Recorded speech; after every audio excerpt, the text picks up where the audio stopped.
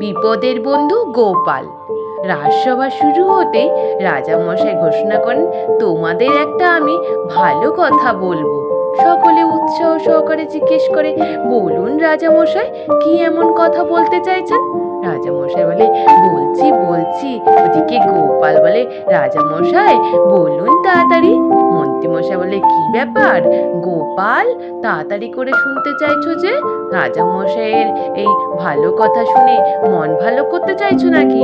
বাড়িতে কি গিন্নির জ্বালাতনে আর সহ্য হচ্ছে না? ওই শুনে সবার সাথে হাসাহাসি করতে থাকে।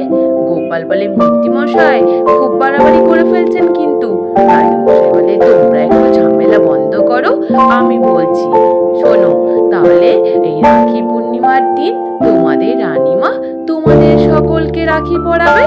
এই শুনে সভাসদরা সকলেই খুশি হয়ে যায়। অমনি সঙ্গে সঙ্গে মন্ত্রীমশাই বলে, রাজামশাই রাখি পূর্ণিমার দিন তো রানীমা সকলকে রাখি পরাবে, কিন্তু গোপাল যা মোটা, ওর হাতে রাখি পরাতে গেলে ওই গরুর পাগার মতো মোটা দড়ি ছাড়া তো হবেই না। এই শুনে সভাসদরা আবার হাসাহাসি করতে থাকে। গোপাল বলে, মন্ত্রী মশাই ও নিয়ে আপনাকে চিন্তা করতে হবে না, আপনি যেন খুব বেশি বেশি ভেবে ফেলছেন মনে হচ্ছে। তারপর সভা শেষ হতে যে যার বাড়ি ফিরে যায়।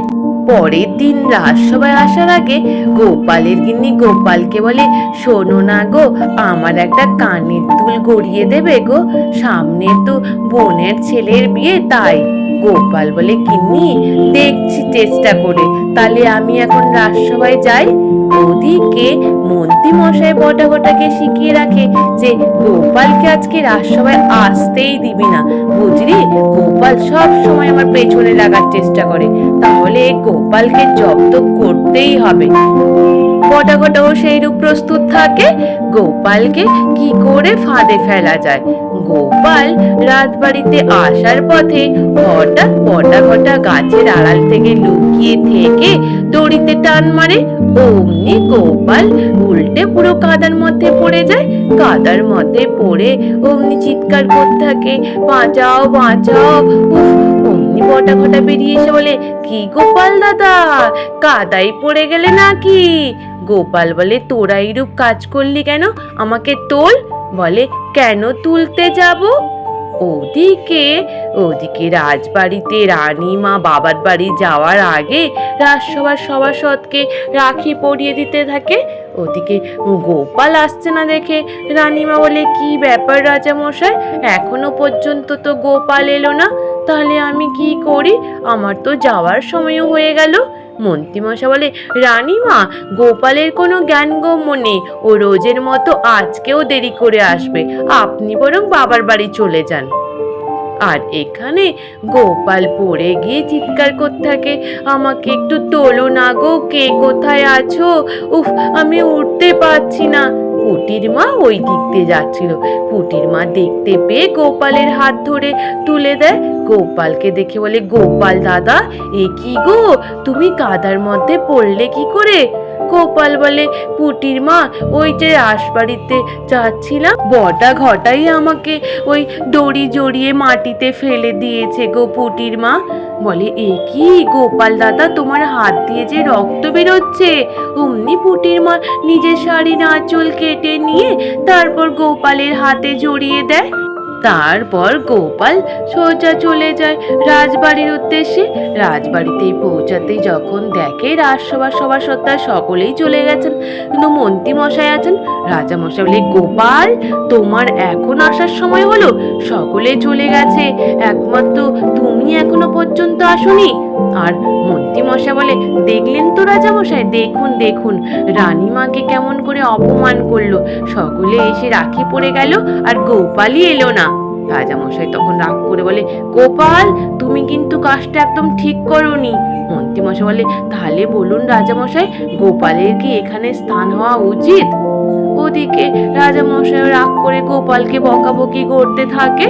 তারপর গোপালকে ওখান দিয়ে চলে যেতে বলে। গোপাল বাড়ি ফিরেও চলে আসে। বাড়ি ফিরে চলে আসার পর একদিন গোপালের গিন্নি গোপালকে বলে, কি গো, আমি যে তোমায় বলেছিলাম কানের একটা বানিয়ে দিতে, তুমি বানিয়ে দিলে না? গোপাল বলে, বানিয়ে দেবো কোথা থেকে বলো তো, আমার তো চাকরিটাও তো চলে গেছে, দেখি যদি ধার ধুর করে তোমার জন্য কিছু বানানো যায়। তারপর ওদিকে বটা ঘটাকে মন্ত্রী মশাই শিখিয়ে রাখে যে রাত্রিবেলা গিয়ে পুটির বাবার জমিতে সমস্ত ফসল মই দিয়ে দিতে, যাতে খাজনা দিতে না পারার জন্য পুটির বাবাও শাস্তি পায়। ওদিকে রাত্রি হতে পুটির বাবার জমিতে মন্ত্রী মশাই বটা ঘটা গিয়ে মই দিতে থাকে। অমন সময় ওই রাস্তা দিয়ে এক লোক যাচ্ছিল। ওই লোকটা যেহেতু দেখে ফেলেছে, তাই মন্ত্রী মশাই ওকে ওর হাতের আংটি বের করে দিয়ে দেয়। বলে, শোন, দেখেছিস দেখেছিস, কাউকে যেন বলিস না, কেমন? ওই লোকটা তখন বলে, বেশ, কাউকে বলবো না। পরের দিন গোপাল স্বর্ণকারের কাছে যায় গোপালের গিন্নির জন্য কানের বানাতে। ওদিকে ওই লোকটাও আসে স্বর্ণকারকে ওই আংটিটা দিতে। ওই দেখে গোপাল বলে, এই রে, এই আংটিটা তুই কোথা দিয়ে পেলি? তুই চুরি করেছিস? এটা তো মন্ত্রী মশাইয়ের আংটি। উনি তখন বলে, না তো গোপাল দাদা, আমি চুরি করিনি, মন্ত্রী মশাই আমাকে এটা দিয়েছে। গোপাল তখন জিজ্ঞেস করে, তুই কোথা দিয়ে কেমন করে পেলি? বলে, মন্ত্রী মশাই পুটির বাবার জমিতে মই দিচ্ছিল, আর আমি দেখে ফেলেছি বলে আমাকে এইটা দিয়েছে। বলে, তাই নাকি? চল তুই আমার সাথে। তারপর ওকে নিয়ে রাজা মশাইয়ের কাছে গিয়ে সবটাই খুলে বলে। রাজা মশাই শুনে বলে, এ কি কথা? বলে, হ্যাঁ রাজা মশাই, আমি দেখুন, আমি ধরে নিয়ে এসছি। এই শুনে রাজামশাই বলে, মন্ত্রী, তুমি কি না লুকিয়ে লুকিয়ে এই সমস্ত কাজ করছিলে?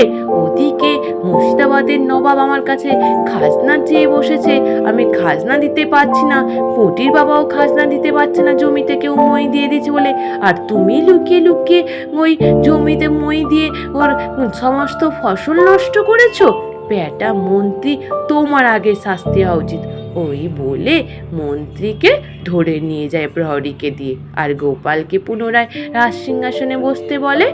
পুটির বাবা আর পুটির মা বলে, গোপাল দাদা, তুমি ছিলে বলে আমাদের এই খাজনা আদায়ের কাছ থেকে মুক্তি পেলাম গোপাল দাদা, নইলে যে আমাদের জমির ধানগুলো তো সব মই দিয়ে নষ্ট করে দিয়েছে, তাহলে কি করে খাজনা দিতাম বলো? পুটির বাবার মার কথা শুনে গোপাল বলে, পুটির মা, তুমি রাখি পূর্ণিমার দিন তোমার শাড়ির আঁচল ছিঁড়ে আমায় পরিয়ে দিয়েছিলে না, তার ফল তুমি এটা পেলে, বুঝলে? আজ এই পর্যন্ত। নিশ্চিত তোমাদের সকলের ভালো লেগেছে। আর যদি ভালো লেগে থাকে তাহলে একটু লাইক আর সাবস্ক্রাইব করে দিও। আর তোমরা সকলে ভালো থেকো, কেমন? টাটা।